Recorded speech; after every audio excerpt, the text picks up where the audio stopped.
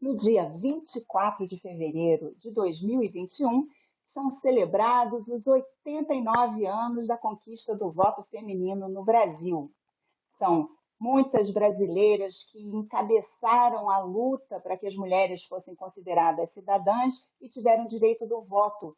E uma delas não é muito lembrada nem conhecida, é Almerinda Farias Gama. E é sobre ela que nós vamos conversar hoje aqui no Cidadania Mulher, o espaço para debate das questões femininas na TV Senado. Quem conversa com a gente é Cibele Tenório, jornalista e mestre em História. Olá, Cibele, seja bem-vinda. Muito obrigada por estar aqui do Cidadania Mulher. Oi, E Roberta, eu eu que começo agradeço. perguntando a você. Eu começo perguntando, então, como surgiu, como você descobriu a Almerinda, que é tão pouco conhecida, e como surgiu esse seu interesse por ela?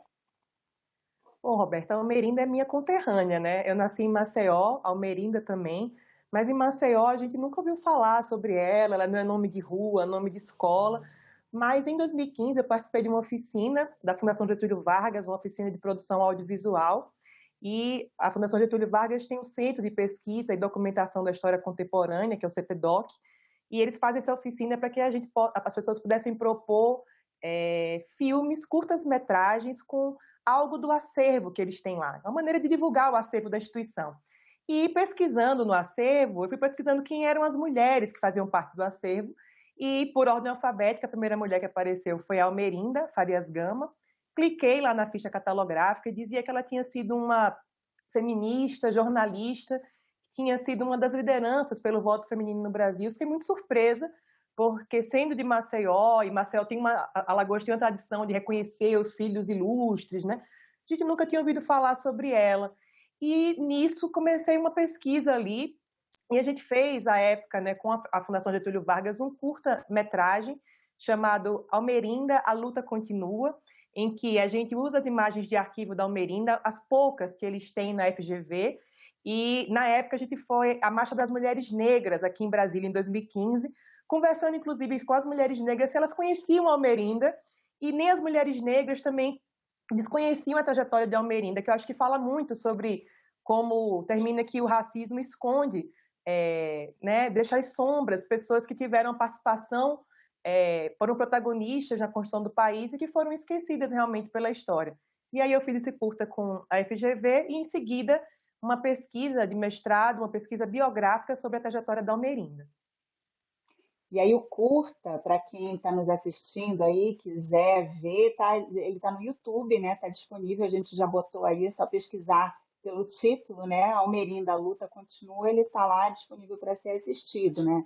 Eu, inclusive, eu assisti e achei interessante isso. Você foi, né, à rua vendo as mulheres, inclusive assim, ativistas, pessoas que estão, né, assim, já estavam, né, envolvidas nessa luta pelos direitos da mulher, direitos políticos, e ninguém, pelo que eu me lembro, ninguém conhecia, ninguém tinha ouvido falar na Almerinda, é isso mesmo? É isso, né? Porque a gente, né, nós mulheres, a gente meio que a história nos esquece, né, e nos apaga.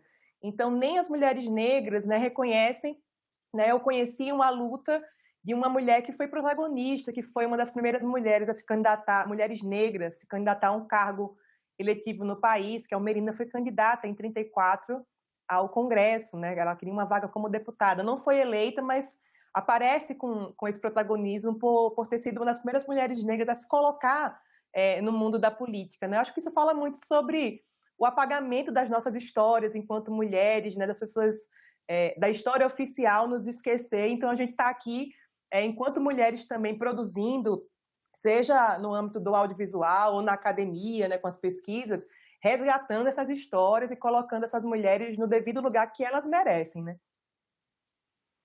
E aí conta então pra gente, aí depois desse curta, você gostou tanto que resolveu fazer um mestrado aí aprofundando a sua pesquisa sobre Almerinda. Pois é, eu fiquei muito, mais do que curiosa, fiquei muito inquieta sobre essa mulher ter tido uma participação tão grande na cidadania, na construção da cidadania feminina, e a gente nunca ter ouvido falar sobre ela, né? E iniciei uma pesquisa aqui na história, junto com a professora Teresa de Novaes Marques, que é uma estudiosa do voto feminino, escreveu a biografia da Berta Lutz, né, que é o nome que a gente mais associa quando vai falar sobre sufrágio, lembra muito da Berta, né?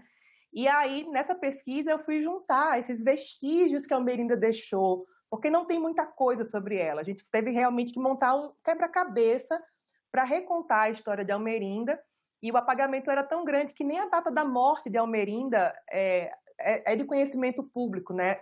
Tem uma interrogação na data da morte. E nenhum homens, né, do mundo da política, imagina se algum homem que foi importante deixa de ter a data da morte registrada, né, nos obituários, na Wikipédia, enfim, reportagens e artigos, né? Então, acho que isso fala muito sobre o silêncio em torno da trajetória dela. E dos os fatos da vida dela, assim, essa importância, qual que é a importância mesmo dela para nessa batalha pelos direitos, né, a cidadania feminina, os direitos políticos? Qual foi a participação da Almerinda? Bom, a Almerinda, a primeira coisa que eu acho que é importante destacar é que ela era muito diferente do perfil das sufragistas da época, que eram mulheres brancas, mulheres que vinham de origem de famílias, né, conhecidas, famílias nobres. A própria Berta era filha do Adolfo Lutz, que era um cientista muito conhecido, né?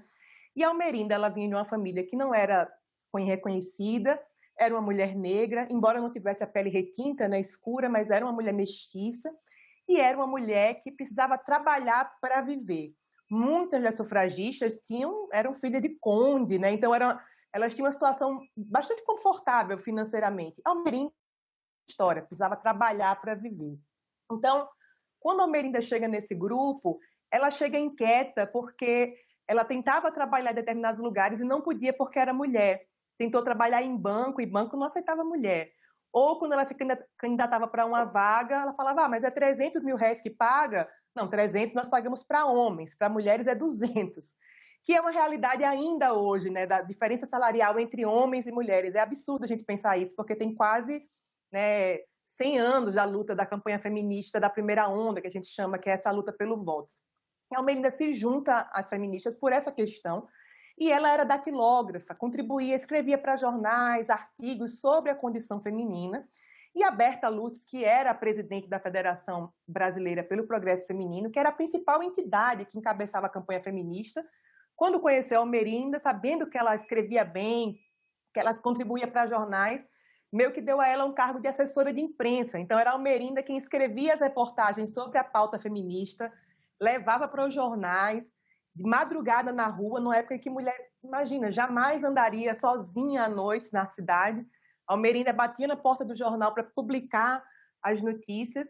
E, além disso, dessa parte da Almerinda com a comunicação, a Almerinda foi a única mulher a votar num arranjo que a federação criou, que em 1933 o Getúlio Vargas, né, presidente, criou uma possibilidade de que deputados que fossem oriundos de sindicatos pudessem fazer parte do parlamento. Isso nunca mais aconteceu na história do Brasil.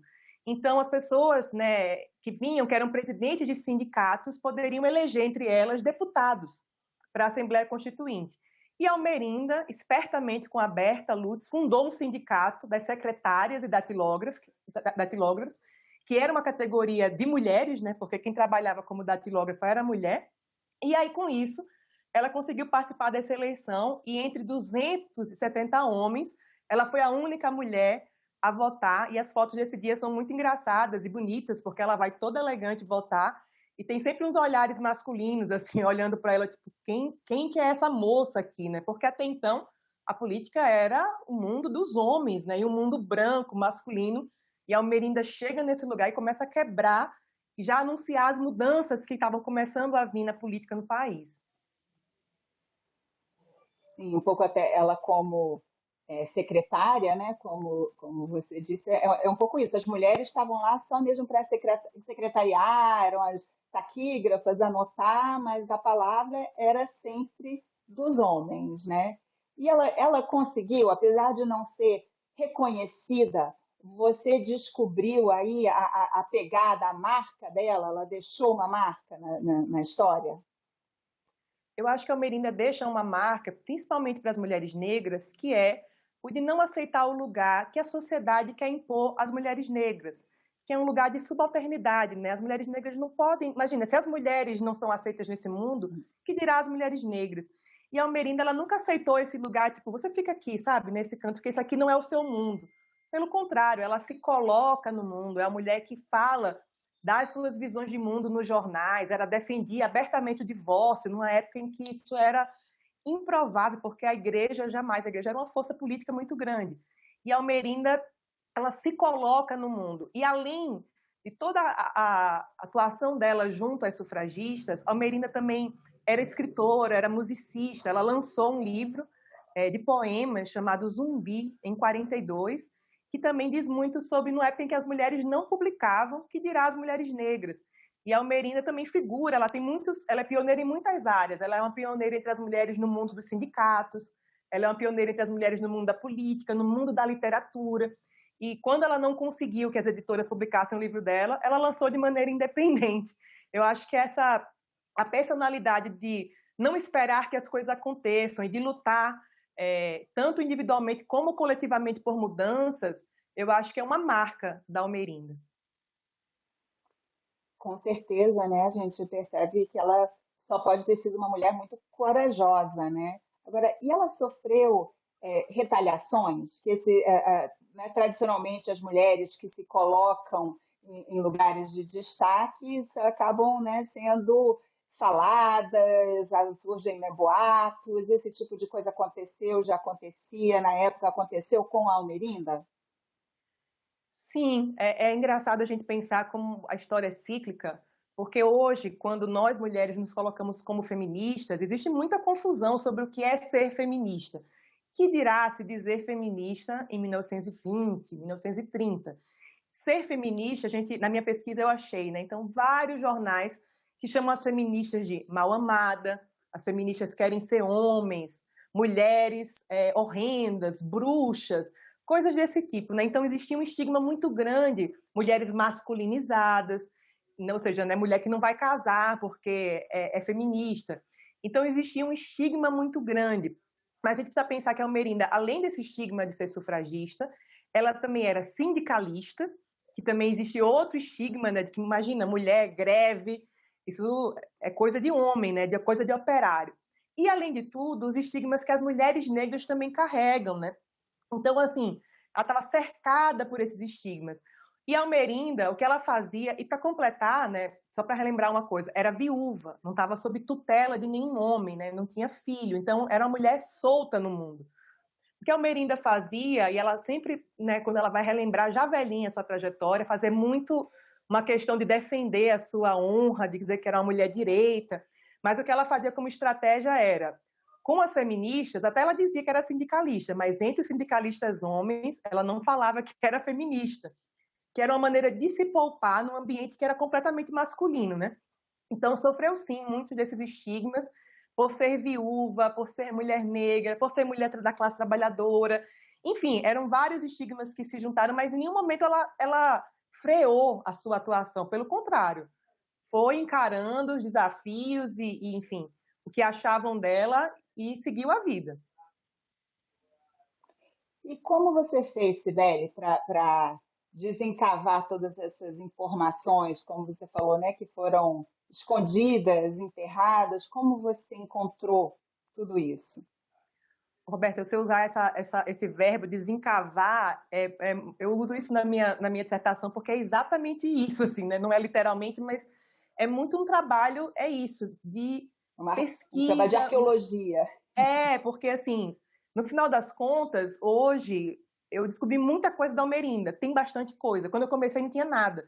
Então, ou seja, as coisas estão por aí, muita coisa que estava perdida. Por exemplo, tem um curta-metragem que foi feito em 89 com a Almerinda, pelo cineasta Joelzito Araújo, e a gente sabia que existia esse documentário, nem ele, o cineasta, tinha mais, tinha perdido esse material, e a gente estava muito curioso, né? Eu curiosa porque eu ia poder ver a Almerinda ao vivo, conversando, né? Tendo isso com imagem de áudio e vídeo. E aí comecei uma pesquisa em videotecas no país, ligando para as videotecas mesmo, pegando o telefone, ligando. E aí descobri que na PUC eles tinham esse material da Almerinda em Umatic, né? quem trabalha em TV sabe que o Matic é aquele formato mais antigo, né, de formato de vídeo, estava lá largado, empoeirado. E aí eles digitalizaram, hoje esse material também está no YouTube, chama Almerinda, uma mulher de 30, que é esse filme do Joel, em que a gente vê a Almerinda aos 90 anos, completamente lúcida, falando a sua trajetória.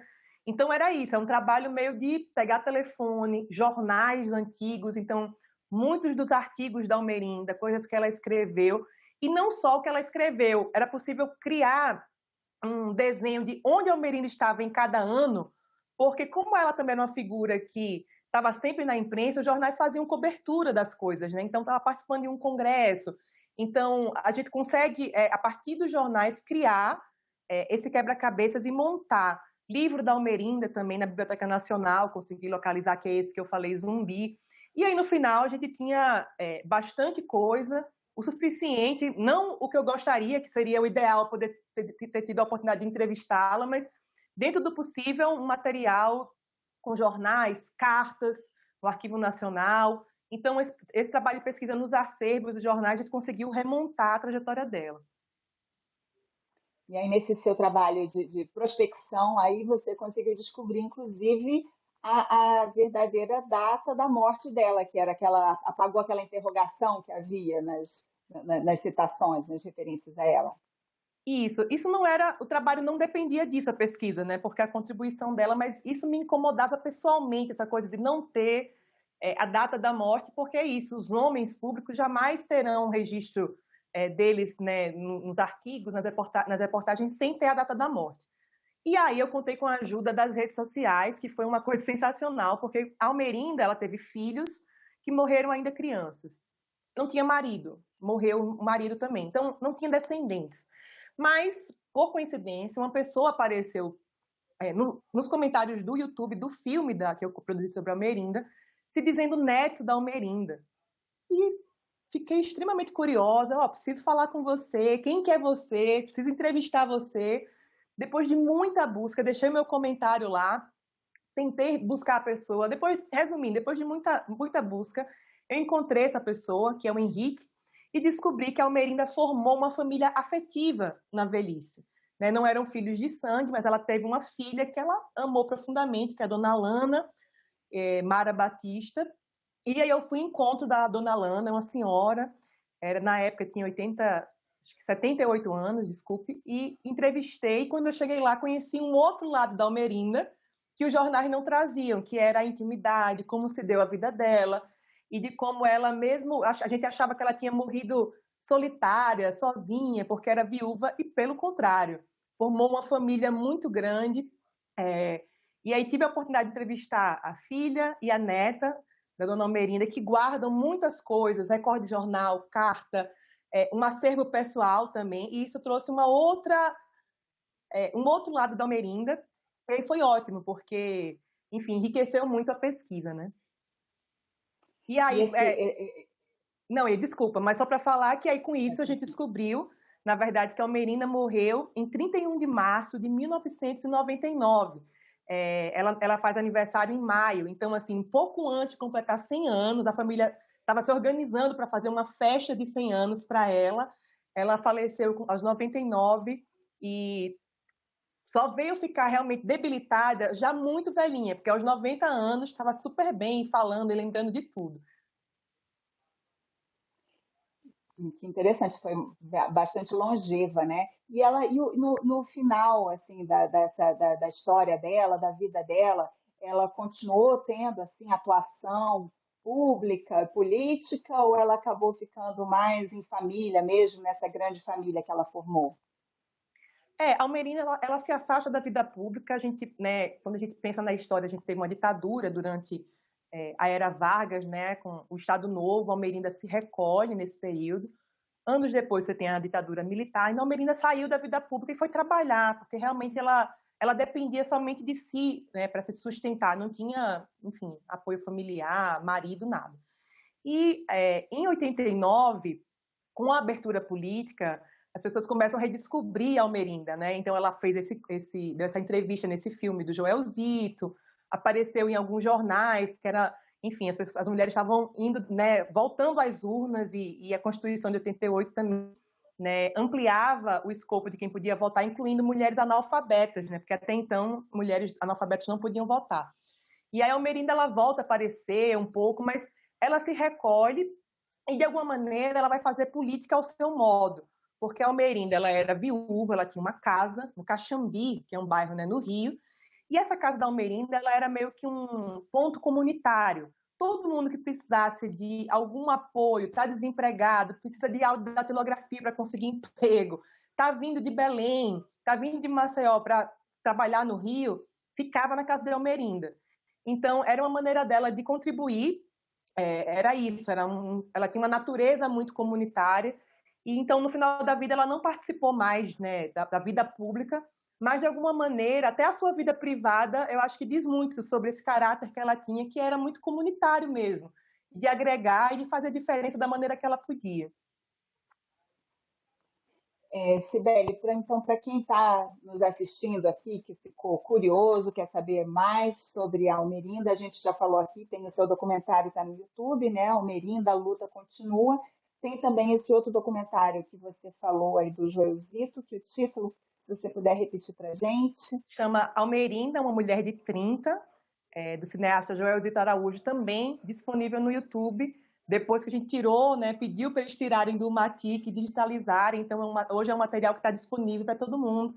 E é muito legal, porque aí é a Almerinda, a partir das suas próprias palavras, de suas memórias, contando a sua trajetória como uma das pioneiras do voto feminino.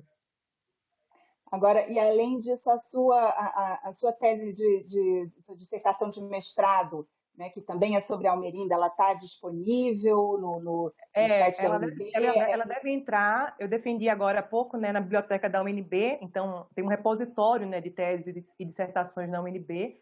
Enfim, eu espero no futuro, em breve, tentar publicar também, porque eu acho que a Almerinda, a história dela vale um livro, e também para sair um pouco desse meio acadêmico, né, porque termina que tem muita coisa que a academia produz e que termina não chegando para mais gente, porque fica muito nesse mundo, né, da universidade. Então, acho que mais e mais pessoas merecem conhecer a história de uma mulher que foi extraordinária em tudo que fez. E, enfim, espero no futuro, em breve, tentar publicar também. Eu espero também, quero ler e descobrir, aprender mais sobre a Almerinda. Cibele, muito obrigada pela sua participação aqui no Cidadania Mulher, né? E eu agradeço também a você que nos assiste. Essa entrevista já está disponível no site da TV Senado e também no perfil da TV Senado no YouTube. E se você quiser fazer algum comentário, alguma sugestão, entre em contato conosco pela ouvidoria do Senado, lá também no site do senado.leg.br/ouvidoria. Mais uma vez, obrigada pela atenção e até o próximo Cidadania Mulher.